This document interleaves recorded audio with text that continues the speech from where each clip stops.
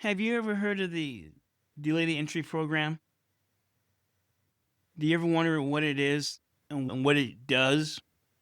It's associated with the military, and it's a way for people to start the process of getting into the military without going to the military right away. So if a senior in high school was considering a enlistment in one of the armed services, they're able to get the initial paperwork started and secure them with a place or a job. Then they would go in finally, probably after being sworn in the last time, and go to basic training six months to a year later. Is it a good thing? Are there better things? What's the secret to the delayed entry program?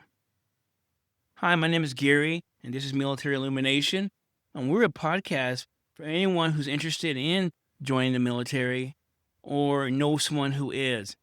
Mainly speaking, high school students, seniors and juniors, those are the ones that are targeted the most. But also people who are in the military might find the information that I share with you very insightful and knowledgeable. I'm not very fancy. I see a lot of ums and goddess and that kind of stuff. There you go. But the things that I have to share with you is impactful, especially if you're thinking about the military. It'll get you to thinking because we share things that the Army, the military, Army, Navy, Air Force, Marines, Coast Guard, people don't want you to know.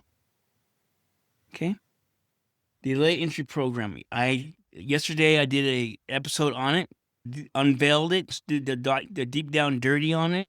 Essentially, it depends on how you look at it. You could do better. It is not the best because there's no guarantees. So I'm walking my dog today, and I'm thinking about the podcast. I'm thinking about the delayed entry program, and it just hit me. Oh my goodness! Delayed entry program. Delayed entry. Waiting. That's what it's about. Waiting. I'm gonna propose something to you today to get you just propose something to you to even think about trying. I'm not going to take very long on this. This is usually I just do a podcast a week, but this is like a bonus one. And here's the bonus. The secret to the delayed entry program from the military standpoint is, can they keep your mind occupied? Can they keep you tied up long enough to get you into to get you into the military? Once again, can they keep you mentally tied up long enough for them to fully take advantage of you and get you into the military? Sometimes people with cold feet don't want to go in right away, but by the delayed entry program, you're just one step at a time. Now, you're not guaranteed anything. The military does not give you anything. There's nothing. The only thing that's holding you to that promise is the idea that you made a commitment. What I mean by that commitment is that you can always get out of the delayed entry program. You don't have to go just because you started the process. In my last podcast, I talked about that. You're not obligated, right? Just don't go. You're not in. I think I'm not going to keep going into a lot of details on that one. If there's a lot out there, just go here, how to get out of the delayed entry program, right? And things that pop up. What I'm going to propose to you, the secret that came across my mind, I'm sharing with you, is this.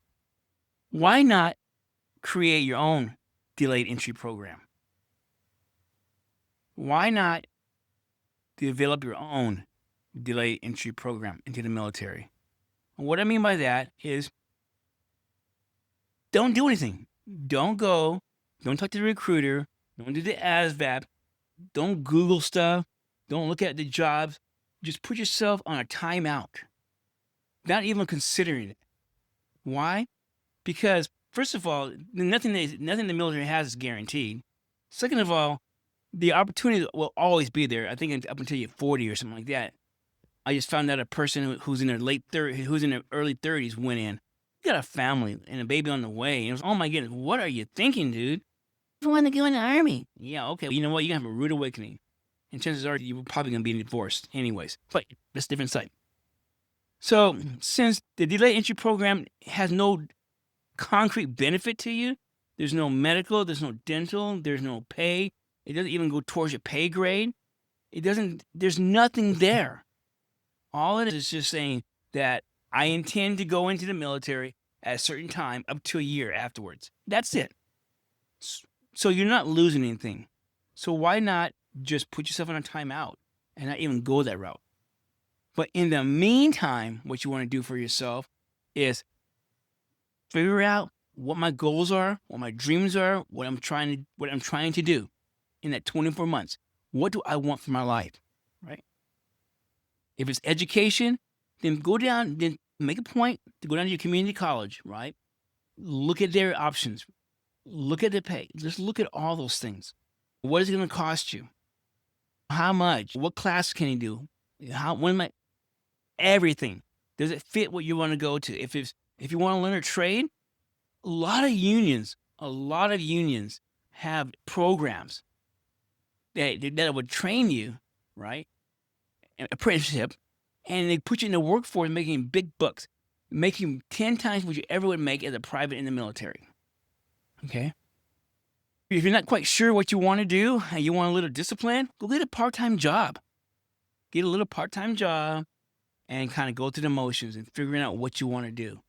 You don't need to leave the house right away. That's a myth. If you have a good relationship with your parents, I'm mostly just talking to these high school kids right now. And mainly because they're the ones at 17, 18 who are willing to give 8 years of their life away, right? For what? Nothing. Something that you can do for yourself. So anyways, delay getting involved in the military. Just put it off. Just don't even entertain it. If money's an issue and you seeing the military as paying for your college, which they really don't. That's a lot of fine print you got to read, right? Then start their scholarships there. Go to your local community college and say, here, what type of scholarships could I apply for? What type of grants are available? Honestly, if you are willing to just write some essays, fill out some applications, you can collect a whole boatload of money to go towards college. And if you start with community college right away, right? They got jobs you can get at the campus, right? You pay for it as you go. What I'm saying is this: know what you want, okay, and look at everything. What the military does is that they find out what you want, then they present something to you, the eye candy, the glitter, but really it has a lot of strings attached. It is not going to work out the way they say it is going to work out. So trust yourself, right? Stop putting your livelihood, your future in the hands of the government and government agencies. Stop it. State agencies, stop putting your life in their hands, because they're going to screw you over anyways. So why not just take control of your life, right? Just stop taking the goodies from the military, the government. It's not clean, cut, and dry. The only thing that you can guarantee is that you can guarantee that if you want something and you're willing to fight for it, right, that you can have it. I guess I'm beating around the bush. There's a lot of things that you can do. The delayed entry program is simply put, delay going into the military, delay talking to recruiters, delay just the ASVAB, delay. You're not going to lose out, right? You're not going to lose out. Take some time to find out what's in the community that's available. Take some time to find out what scholarship you could qualify for, what grants. And a lot of times it's just filling out the application. There's so much free money out there, it's sickening. And there's also companies that will pay you to go to school. They will offer scholarship money. Yes, there's a lot of companies that will do that. The Army isn't, and the thing about it is, I keep saying Army because that's where I was in. The thing about it is that you don't have to put your life on hold for 8 years to take advantage of it. So in a nutshell, the secret to success is taking control of your life. Do not give control away. The secret to a strong delayed entry program is knowing what you want and be willing to go through the hoops and look at everything, overturn all the rocks, overturn everything. And the third thing, the secret to a delayed entry program is don't do the government program of delayed entry, which is the military. It will always be there. It will always be there. The secret is yours, and your success is you. Now, if you just want to go in the military and just serve, hey, go for it. But if they're enticing you to go to the military because it's something they can give to you, then don't you owe it to yourself to delay that access to that action until you've fully looked at everything else? You're not going to lose anything.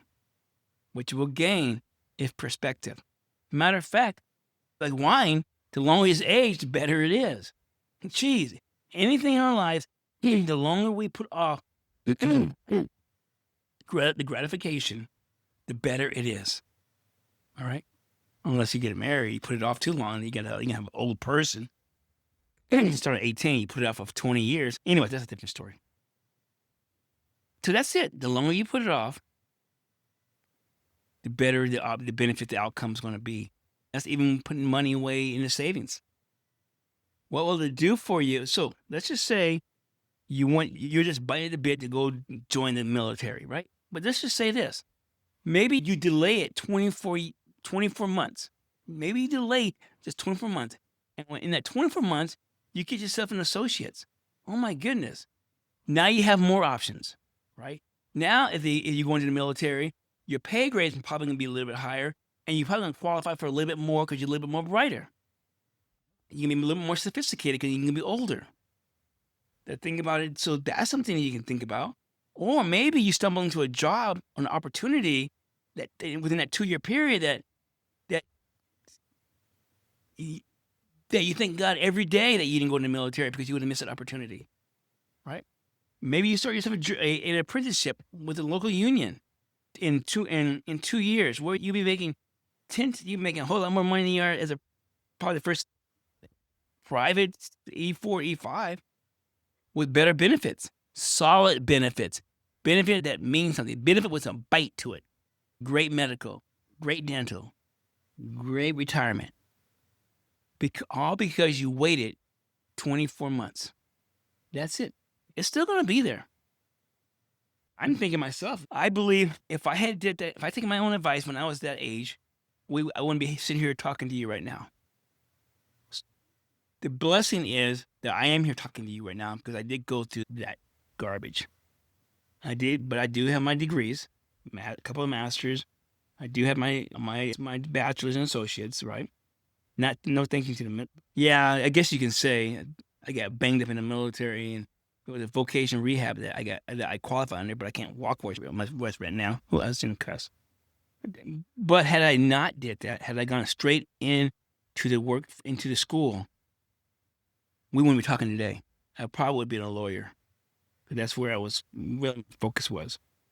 I'm paralegal now, but I would have been a lawyer. Had I just waited. Had somebody just said, just wait. Just wait. But anyways, enough of that. Hindsight is 20/20. But also remember this. I may not be fancy. My words may be all garbage. I just talk straight up from an outline because this is who I am. But listen to what I'm saying and think about it. And if it makes a little bit of sense, dig a little deeper. Get on the internet. You'll find stuff.